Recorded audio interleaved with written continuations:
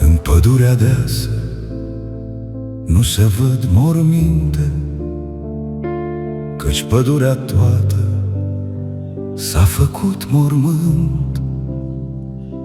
Brazii stau de veche ca icoane sfinte, pentru rugăciune nu găsesc cuvânt. Anul 1941, aveam 4 anișori. Puțin ce înțelegeam, dar ce mi s-a întipărit n-o să uit până la moarte.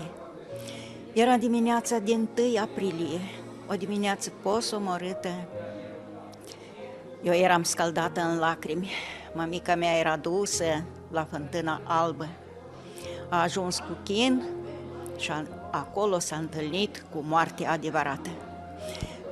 Ca prin minune a salvat-o bunul Dumnezeu de la moarte. Nu s-au putut ținea de coloană câteva femei, între care și mămica mea au rămas din urmă. Toate erau de cum surori. Când deodată au răzbătut până la ele, fiindcă vântul dinspre răsărit aducea orice sunet, strigătele grănicerilor români: oameni buni, întorceți-vă înapoi, nu vă dați în ghearele morții, oameni buni, întorceți-vă înapoi. Apoi urletele grănicerilor sovietici cu înjurături și cu insulte.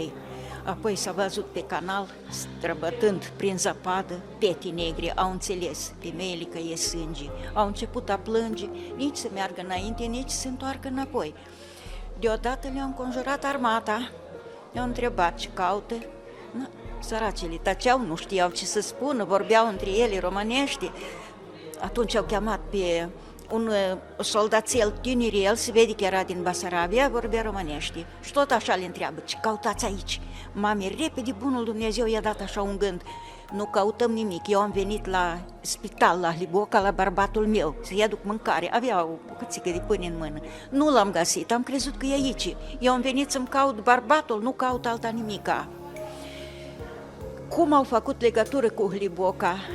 Asta n-au înțeles nici mama, nici celelalte, dar într-adevăr, tăticul meu a stat în Hliboca bolnav și din Hliboca a venit răspuns că este așa un bolnav. Aceasta le-a salvat de la arest și de la moartea adevărată. Și tot basarabianașul acela i-a arătat cu baioneta în mijlocul drumului. De unde ați venit? Pe mijlocul drumului, direct, duceți-vă înapoi. Să nu întoarceți capul nici la dreapta, nici la stânga. Dacă vreați să nu vă treziți cu un glante în frunte. Femeile i-au mulțumit băiatului frumos, s-au tărâit cu chin cu vai până în Hliboca. Când au ajuns în Hliboca, au căzut jos de ostenite și de chinuite ce erau. După câteva minute s-au ridicat și fiecare s-au împrăștiat pe la casele lor. În zor de zi, mama mea a intrat în casă, dar eu nu lepisem ochii împreună cu tata. Tot am plâns, unii mama, tata mă mângâia că mama vine îndată. Când a intrat mama, eu am întins mânuțele spre ea, dar ea de chinuită ce era, nu m-a putut îmbrățișa. M-a luat tata în brațe, mama s-a așezat tremurând pe laiță și a povestit prin lacrimi totul ce a văzut. Tata repede a stâns lumina, lampa, cu gaz, că așa era pe atunci, și fuga la culcat. N-a mai adormit niciunul. Când de acum câte zi ușoară, auzim bătăi la ușă și la fereastră.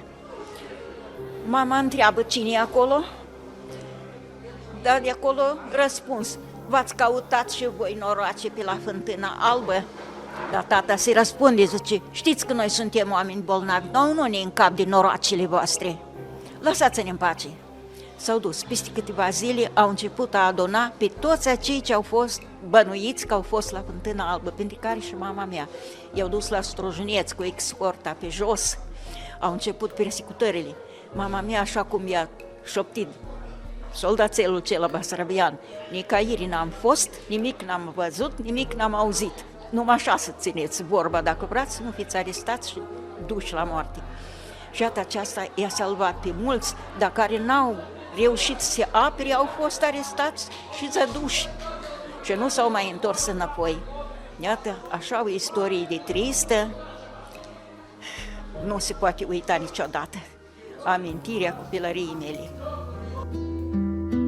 calc încet pe vreascuri, teama mă străbate, parcă-ar fi din oase, crengile troznesc, foșnetul de frunze în suflet îmi răzbate. Cum aș înțelege despre ce-mi șoptesc? Simt cum timpul trece, simt cum clipa zboară și mă răstignește acuzarea lor că-s născut acum, nu odinioară, și că pentru țară n-am putut să mor. Stimați gospodari, stimați români, vă cinstesc din partea mea astăzi, tatăl meu, 65 de ani. Scuzați că am emoții, 65 de ani de când a murit. Și primiți de la mine câte un paharel, adăcoace domnul paharel, domnul A murit? a murit de 65 de ani. El a fost în primul război mondial. A luptat la Mărășești. Erou. Cum îi zice? Spuneți, cum îi zice? Biceri Vasile Alu Mihai, în 1888 născut, În care sat? în satul Cupca. Chiar el a fost aici la Fântâna Albă, Uite asta. a fost aici la Fântâna Albă.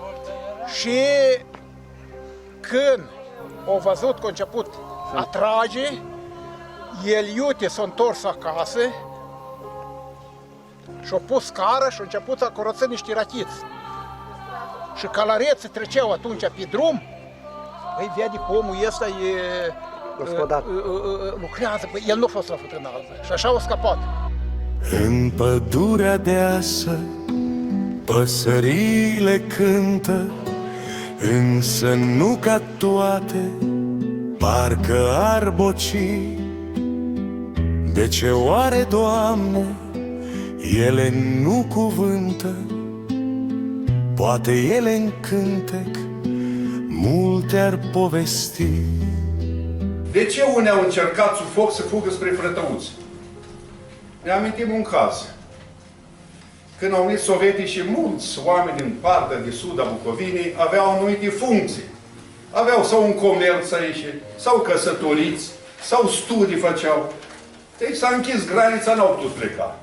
La comisia mixtă sovieto-germană, cererile lor au fost respinse. Deci ei s-au retras spre satele astea despre graniță. Au prins momentul. S-au alăturat la coloană. Deci ei au vrut să scape. Unii au reușit să treacă. Deci acei morți, socot eu, neidentificați, au fost anume persoane din partea de sud a Bucovinii care n-au putut trece la timpul lor în satele lor. Deci știți că a doua zi a mai fost o încercare la 2 aprilie de a trece pe la Ciudei Vicovu de Sus, pe la Ilger Vicovu de Sus. Au fost toți împușcați. Deci coloana care merea de la Rocea, Storojneț, din Pătrăuți de Sus spre graniță aflând, tot a fost, s-a tras asupra ei, s-au întors, au mai fost un mic masacru pe Toloaca Carapciului și pe locul din Suceden numit Fântânele. Așa este Fântânele, eu nu știu unde. Deci numărul este mai mare de morți. În 1942, în fiecare primărie, mai ales din fostul județ Storojneț, au fost notarii comunale, aveau grijă să amenajeze colțurile eroilor. Cei care cădeau pe front, la Odessa, în Crimea, podul Donului, tot fotografiile. Acolo erau trecuți și cei care au murit la Fântâna Albă. Tot, dacă cineva s-ar apuca să stea în arhive, să ridice toate satele astea, ar vedea, într-adevăr, câți au murit. La Fântâna Albă, albi sunt doar bătrânii, restul totul-i negru, și pământ și cer.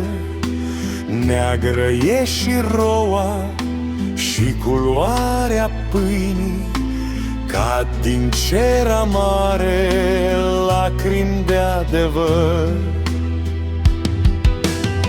În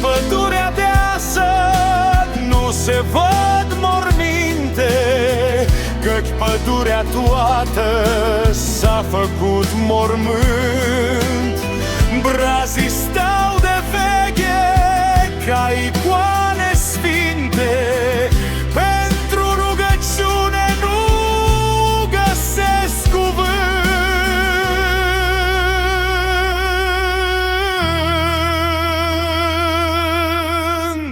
Măsăcrați în acest loc pentru credință, libertate și neam și le fă, Doamne, veșnică pomene.